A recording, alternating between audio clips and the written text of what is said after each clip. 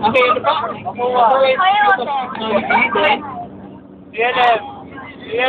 PLM or sa Manila UDM.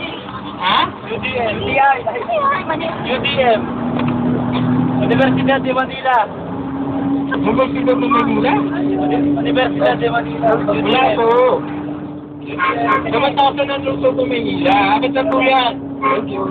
Matiwa, PLM,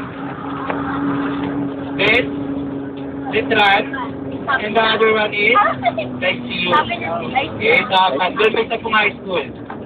Then, tingin po tayo sa right side again. Yan po ang sikat na Manila Hotel. Okay? So, Gold Building, yung maliit lang po, was designed by William Parsons. Tapos siyang New York architect. Then yung mataas po was designed by Leandro Bullock Sr. Okay? Sikat po si Leandro Bullock Sr. Mamaya makikita niyo po kung ano pa yung mga design niya.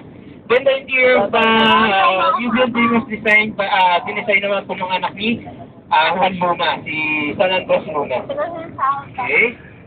So ngayon pa, naging headquarters po siya, naging residential place for ni MacArthur. Kilala niyo po ba ng MacArthur? Okay, ano po ba yung sikat na katagang binitawal niya? So kaya siya dito rin ng galing ni ate. Okay. Then, ang nagmamayari po sa Manila Hotel ay si Emilio Yap.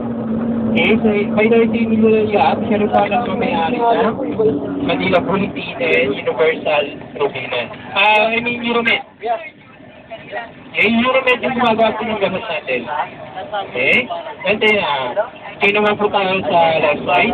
At sa ngalan po natatakpan, yan po located ang market site. So, kung saan? Sino pa ang binarin dyan?